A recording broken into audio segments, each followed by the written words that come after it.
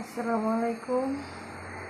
তো দুপুরে সব কাজ শেষ করে এখন আসলাম রান্না করতে। তো আজকে রান্না হবে আলু এবং পাতাকপি ভাজি, সাথে আছে চিংড়ি মাছ দিব। চিংড়ি মাছ দিয়ে আলু এবং পাতাকপি ভাজি করব। এখানে পেঁয়াজ, মরিচ, রসুন কুচি করে রাখছি। আর হবে এখানে ভারী ডাল। তো আমি গোসলের আগে ডালটাও সিদ্ধ বসাই গেছিলাম। তারপরে এই পাশে এই যে ভাত রান্না হয়ে গেছে। তো আজকে কার কি রান্না হলো দুপুরবেলা কমেন্ট করে অবশ্যই জানাবেন।